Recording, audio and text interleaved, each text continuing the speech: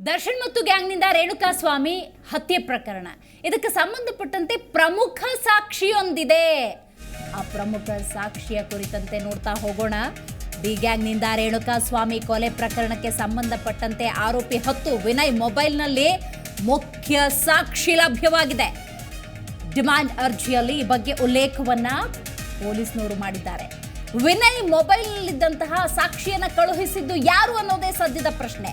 Remand ಅರ್ಜಿಯಲ್ಲಿ ಪೊಲೀಸ್ನವರು ವಿನಯ್ ಯಾಕೆ ಕಸ್ಟಡಿಗೆ ಅಗತ್ಯ ಅನ್ನುವಂತಹ ವಿಚಾರವನ್ನ ಉಲ್ಲೇಖ ಮಾಡುವಾಗ ಆ ಮುಖ್ಯ ಸಾಕ್ಷಿಯ ಬಗ್ಗೆ ತಿಳಿಸಿದ್ದಾರೆ. ಹೀಗಾಗಿ ಮತ್ತೆ ವಿನಯನ್ನ ಕಸ್ಟಡಿಗೆ ಪೊಲೀಸ್ನವರು ಪಡೆದುಕೊಂಡಿದ್ದಾರೆ. ಸಾಕ್ಷಿ ಕಳುಹಿಸಿದವನು ಲಾಕ್ ಆದ್ರೆ ಕೇಸ್ ಮತ್ತಷ್ಟು ಬಿಗಿ. ನೋಡಿ, ಈ ಪ್ರಕರಣದ A10 ಇದೇ ವಿನಯ್ ಮೊಬೈಲ್ನಲ್ಲಿ ಪ್ರಮುಖ ಸಾಕ್ಷಿ ಇದೆ. ಆ ಪ್ರಮುಖ ಸಾಕ್ಷಿ ಈ ಪ್ರಕರಣದಲ್ಲಿ ಎಷ್ಟು ಮುಖ್ಯ, ಎಷ್ಟು ಮಹತ್ವವನ್ನು ಪಡೆದುಕೊಳ್ಳುತ್ತೆ ಅನ್ನೋದು ಸಹಜವಾಗಿ ಇರುವಂತಹ ಕುತೂಹಲ.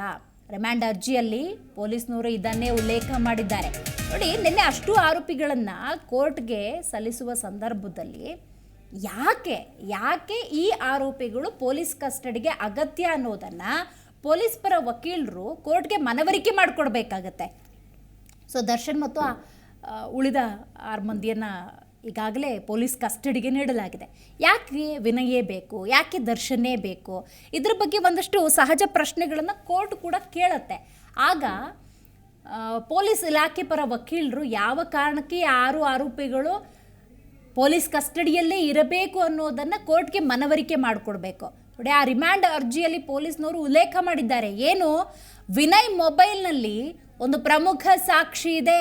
ಆ ಸಾಕ್ಷಿಯನ್ನು ಕಳುಹಿಸಿದ್ಯಾರು ಅನ್ನೋದೇ ಸದ್ಯದ ಪ್ರಶ್ನೆ.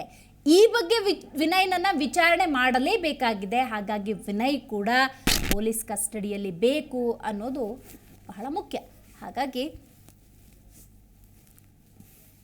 ಈ ವಿನಯ್ ವಿಚಾರಣೆ, ಆ ಸಾಕ್ಷಿ ಎಲ್ಲಿಂದ ಬಂತು, ಮೊಬೈಲ್ನಲ್ಲಿರುವಂತಹ ಪ್ರಮುಖ ಸಾಕ್ಷಿಯಾದರೂ ಏನು, ಈ ಬಗ್ಗೆ ಸಹಜವಾದಂಥ ಒಂದಷ್ಟು ಕುತೂಹಲ ಇದ್ದೇ ಇದೆ.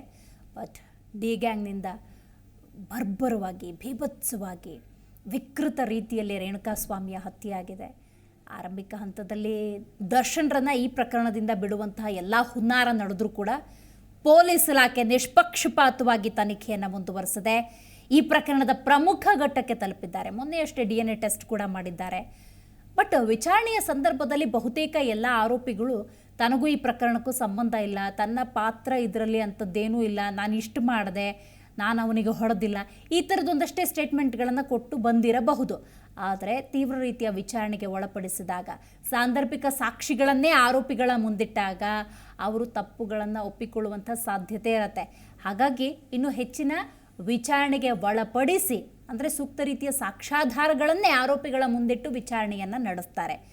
ಹಾಗಾಗಿ ದರ್ಶನ್ ಸೇರಿದಂತೆ 6 ಮಂದಿಯನ್ನು ಪೊಲೀಸ್ ಕಸ್ಟಡಿಗೆ ನೀಡಲಾಗಿದೆ. ಅದರಲ್ಲೂ ವಿನಯ್ ವಿಚಾರಕ್ಕೆ ಬರೋದಾದರೆ ಈತನ ಮೊಬೈಲ್ನಲ್ಲಿ ಪ್ರಮುಖ ಸಾಕ್ಷಿಯೊಂದಿದೆ.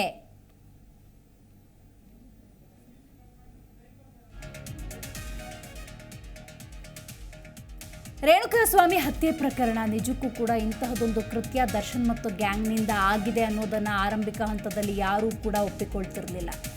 ಆ ಶೆಡ್ನಲ್ಲಿ ಆದಂತಹ ಬೀಭತ್ಸ ಕೃತ್ಯ ಇದೆಯಲ್ಲ, ನಿಜಕ್ಕೂ ಕೂಡ ಊಹೆಯೂ ಮಾಡೋಕ್ಕಾಗಲ್ಲ.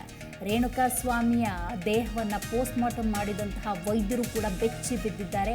ಅಷ್ಟು ನಿರ್ದಾಕ್ಷಿಣ್ಯವಾಗಿ ಆತನನ್ನು ಹತ್ಯೆ ಮಾಡಲಾಗಿದೆ, ಕೊಲ್ಲಲಾಗಿದೆ, ವಿಕೃತಿಯನ್ನು ಮೆರೆಯಲಾಗಿದೆ.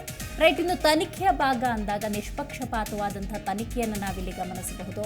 ನಿನ್ನೆ ಕೂಡ ಕೋರ್ಟ್ಗೆ ಪ್ರೊಡ್ಯೂಸ್ ಮಾಡೋ ಸಂದರ್ಭದಲ್ಲಿ ಬಹಳಷ್ಟು 100ಕ್ಕೂ ಹೆಚ್ಚು ಪೊಲೀಸರನ್ನು ನಿಯೋಜನೆ ಮಾಡಲಾಗಿತ್ತು. ಕಾರಣ, ಈತ ಪ್ರಭಾವಿ ವ್ಯಕ್ತಿ ಮತ್ತು ವ್ಯಕ್ತಿಯ ಸಹಚರರು ಈ ಪ್ರಕರಣದಲ್ಲಿ ಭಾಗಿಯಾಗಿರುವುದರಿಂದಾಗಿ ಮತ್ತು ಚಿತ್ರರಂಗದಲ್ಲಿರೋದ್ರಿಂದಾಗಿ ಸಾಕಷ್ಟು ಅಭಿಮಾನಿಗಳು ಬರುವಂತಹ ಸಾಧ್ಯತೆ ಇರುತ್ತೆ. ಮುನ್ನೆಚ್ಚರಿಕಾ ಕ್ರಮಗಳನ್ನು ತೆಗೆದುಕೊಳ್ಬೇಕಾಗತ್ತೆ.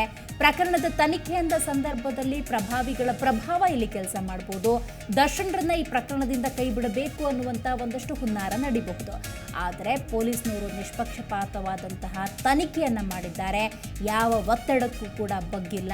ಹಾಗಾಗಿ ಸೂಕ್ತ ರೀತಿಯಲ್ಲಿ ತನಿಖೆ ಸಾಗ್ತಿದೆ ಅನ್ನುವಂಥ ವಿಶ್ವಾಸದ ನಡುವೆ ಇದೀಗ ನೋಡಿ, ವಿನಯ್ ವಿಚಾರಕ್ಕೆ ಬರೋದಾದರೆ ಈ ಪ್ರಕರಣದಲ್ಲಿ A10 ಅಕ್ಯೂಸ್ 10 ಆರೋಪಿ ನಂಬರ್ 10 ಈ ವಿನಯ್.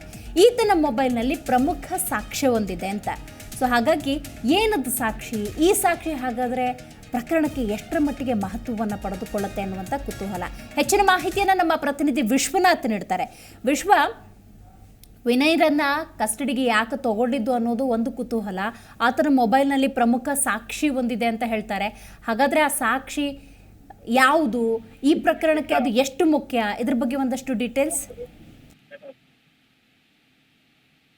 ದಿವ್ಯಾ, ಖಂಡಿತವಾಗ್ಲು ಈಗಾಗಲೇ 4 ಜನ ಆರೋಪಿಗಳನ್ನ ನಿನ್ನೆ ರಿಮಾಂಡ್ ಅರ್ಜಿಯನ್ನ ಸಲ್ಲಿಸುವ ಮುಖಾಂತರವಾಗಿ ಪೊಲೀಸರು ಕಸ್ಟಡಿಗೂ ಕೂಡ ತೆಗೆದುಕೊಂಡಿದ್ರು. ಪ್ರಮುಖವಾಗಿ ಈ ಒಂದು ಪ್ರಕರಣದಲ್ಲಿ ಏಟನ್ ಆರೋಪಿಯಾಗಿರುವಂತಹ ವಿನಯ್ ಏನಿದ್ದಾನೆ, ಈತ ಈ ಪ್ರಕರಣದಲ್ಲಿ ಪ್ರಮುಖ ಪಾತ್ರವನ್ನು ವಹಿಸಿದ್ದಾನೆ ಅಂತ ಹೇಳಲಾಗ್ತಾ ಇದೆ.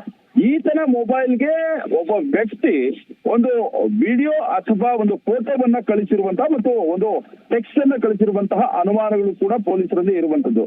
ಹೀಗಾಗಿನೇ ರಿಮಾಂಡ್ ಅರ್ಜಿಯನ್ನ ಕೋರ್ಟ್ಗೆ ಏನ್ ಸಲ್ಲಿಸಲಾಗಿತ್ತು, ಆ ರಿಮಾಂಡ್ ಅರ್ಜಿಯಲ್ಲಿ ಕಂಪ್ಲೀಟ್ ಆದಂತಹ ಒಂದು ಮಾಹಿತಿಯನ್ನು ಕೂಡ ಕೊಡಲಾಗಿತ್ತು. ಏಟನ್ ಆರೋಪಿಯ ಮೊಬೈಲ್ಗೆ ಒಬ್ಬ ವ್ಯಕ್ತಿ ಒಂದು ಮಾಹಿತಿಯನ್ನು ಕೂಡ ಕಳಿಸಿರುವಂತದ್ದು. ಆ ಮಾಹಿತಿಯನ್ನ ಕಳಿಸಿರುವಂತವ್ರು ಯಾರು, ಯಾಕೆ ಆ ಒಂದು ಮಾಹಿತಿಯನ್ನು ಕಳಿಸಿದ್ರು, ಮತ್ತು ಈ ರೇಣುಕಾಸ್ವಾಮಿ ಕೊಲೆ ಪ್ರಕರಣದಲ್ಲಿ ಆ ಆರೋಪಿಯ ಕೆಲವೊಂದು ಅಂತಂದ್ರೆ ಈ ಕೊಲೆ ಪ್ರಕರಣದ ಒಂದು ಸಾಕ್ಷ್ಯಗಳು ಕೂಡ ಇರುವಂತದ್ದು ಅನ್ನೋ ಒಂದು ಮಾಹಿತಿ ಕೂಡ ಪೊಲೀಸರಿಗೆ ಸಿಕ್ಕಿರುವಂತದ್ದು. ಈಗಾಗಲೇ ಮೊದಲ ದಿನದಿಂದಲೂ ಕೂಡ ವಿನಯನನ್ನ ಮತ್ತು ಇನ್ನುಳಿದ ಆರೋಪಿಗಳನ್ನ ಪ್ರಶ್ನೆ ಮಾಡುವಂತಹ ಕೆಲಸವನ್ನ ಅಧಿಕಾರಿಗಳು ಮಾಡ್ತಾ ಇದ್ದಾರೆ. ಆದ್ರೆ ಯಾವುದೇ ರೀತಿಯಲ್ಲೂ ಕೂಡ ಉತ್ತರವನ್ನ ಕೊಡುವಲ್ಲಿ ಇವರು ಹಿಂದಟನ್ನ ಹಾಕ್ತಾ ಇದ್ದಾರೆ. ಸರಿಯಾದಂತಹ ಮಾಹಿತಿಯನ್ನ ಕೊಡ್ತಾ ಇಲ್ಲ ಮತ್ತು ಇದಕ್ಕೆ ಬೇಕಾದಂತಹ ಸಾಕ್ಷ್ಯಗಳು, ಪೂರಕ ಸಾಕ್ಷ್ಯಗಳನ್ನ ಕಲೆಕ್ಟ್ ಮಾಡುವಂತಹ ನಿಟ್ಟಿನಲ್ಲಿ ನಾವು ಕೆಲಸ ಮಾಡ್ತಾ ಇದ್ದೇವೆ. ಆದ್ರೆ ಅದನ್ನ ಕಂಪ್ಲೀಟ್ ಆಗಿ ಇವರು ಮಾಹಿತಿಯನ್ನ ಸರಿಯಾಗಿ ಕೊಡ್ತಾ ಇಲ್ಲ, ಕೆಲವೊಂದು ಸತ್ಯಗಳನ್ನ ಮರೆಮಾಚ್ತಾ ಇದ್ದಾರೆ ಅನ್ನೋ ಒಂದು ಅನುಮಾನಗಳು ಪೊಲೀಸರು ಕೂಡ ಇರುವಂತದ್ದು.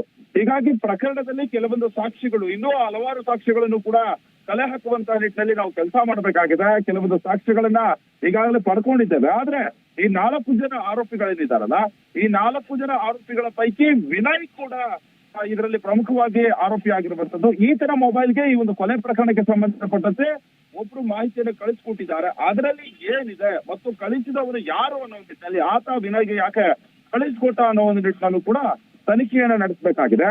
ಹೀಗಾಗಿ ಪೊಲೀಸರು ಕೂಡ ರಿಮಾಂಡ್ ಅರ್ಜಿಯ ಮುಖಾಂತರವಾಗಿ ಆರೋಪಿಯನ್ನು ವಶಕ್ಕೆ ಪಡೆದು ವಿಚಾರಣೆಯನ್ನ ನಡೆಸ್ತಾ ಇರುವಂತದ್ದು. ಇನ್ನು ಸದ್ಯಕ್ಕೆ ಪೊಲೀಸರು ತಮ್ಮದೇ ಆದಂತಹ ಸ್ಟೈಲ್ ನಲ್ಲಿ ಇವತ್ತು ಮತ್ತು ನಾಳೆ ಸಂಜೆ 5 ಗಂಟೆಯ ಒಳಗೆ ಈ 4 ಜನ ಆರೋಪಿಗಳನ್ನ ಕೋರ್ಟ್ಗೆ ಹಾಜರುಪಡಿಸಬೇಕಾಗಿದೆ. ಅಷ್ಟರೊಳಗೆ ಇನ್ನೂ ಕೆಲವೊಂದು ಸಾಕ್ಷ್ಯಾಧಾರಗಳನ್ನ, ಕೆಲವೊಂದು ಮಾಹಿತಿಗಳನ್ನ ಕಲೆಕ್ಟ್ ಮಾಡುವಂತಹ ನಿಟ್ಟಿನಲ್ಲಿ ಕೆಲಸವನ್ನು ಕೂಡ ಮಾಡ್ತಾ ಇರುವಂತದ್ದು. ಹೀಗಾಗಿ ಅಧಿಕಾರಿಗಳ ಒಂದು ಏನು ವಿಚಾರಣೆಯ ಸ್ಟೈಲ್ ಏನಿದೆ ಅದು ಕೂಡ ಬದಲಾವಣೆ ಆಗಿದೆ ಅಂತ ಹೇಳಲಾಗ್ತಾ ಇದೆ. ಅಂದ್ರೆ ಪೊಲೀಸ್ ಸ್ಟೈಲ್ ಅಲ್ಲೇ ವಿಚಾರಣೆಯನ್ನು ಕೂಡ ನಡೆಸ್ತಾ ಇರುವಂತದ್ದು. ಇನ್ನಾದ್ರೂ ಆರೋಪಿಗಳು ಬಾಯಿ ಬಿಡ್ತಾರ ಅನ್ನೋದನ್ನು ಕೂಡ ಕಾದು ಮಾಡಬೇಕಾಗಿದೆ. ಮತ್ತೊಂದು ಕಡೆ ದರ್ಶನ್ ಕೂಡ ಈ ಒಂದು ಪ್ರಕರಣದಲ್ಲಿ ಕೆಲವೊಂದು ಮಾಹಿತಿಯನ್ನ ಕೊಡೋದಕ್ಕೆ ಹಿಂದೆಟನ್ನ ಹಾಕ್ತಾ ಇದ್ದಾರೆ. ಸರಿಯಾಗಿ ಉತ್ತರವನ್ನು ಕೊಡ್ತಾ ಇಲ್ಲ. ಸ್ವೈಚ್ಛ ಹೇಳಿಕೆಯನ್ನ ಒಂದು ಹೊರತುಪಡಿಸಿ ಈ ಕೊಲೆ ಪ್ರಕರಣಕ್ಕೆ ಸಂಬಂಧಪಟ್ಟಂತೆ ಮತ್ತಷ್ಟು ಮಾಹಿತಿಗಳನ್ನು ಕೂಡ ಪಡೆದುಕೊಳ್ಬೇಕಾಗಿದೆ. ಆದ್ರೆ ನಟ ದರ್ಶನ್ ಕೂಡ ಸರಿಯಾಗಿ ಉತ್ತರವನ್ನ ಕೊಡ್ತಾ ಇಲ್ಲ ಅನ್ನೋದು ಮಾಹಿತಿ ಕೂಡ ಇರುವಂತದ್ದು. ಹೀಗಾಗಿ ಪೊಲೀಸರು ತಮ್ಮದೇ ಆದ ಸ್ಟೈಲ್ ನಲ್ಲಿ ವಿಚಾರಣೆಯನ್ನು ನಡೆಸಿದಂತಹ ಸಂದರ್ಭದಲ್ಲಿ ಆರೋಪಿಗಳು ಬಾಯಿ ಬಿಡ್ತಾರೆ ಅನ್ನೋ ಒಂದು ಆಶಾಭಾವನೆ ಅವರಲ್ಲೂ ಕೂಡ ಇರುವಂತದ್ದು. ಅವಕಾಶ ಇರುವಂತದ್ದು.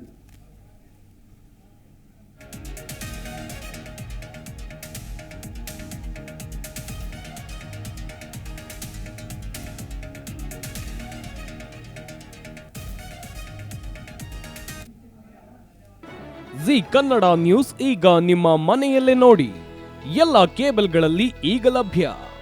ಸನ್ direct 292, Jio TV 1334, U digital 162, city cable 51, GTPL 17, Abhishek cables 821, rock line telecommunication 51, Shri Basaveshwara number 60, Vinayaka digital number 53, in digital number 896ರಲ್ಲಿ.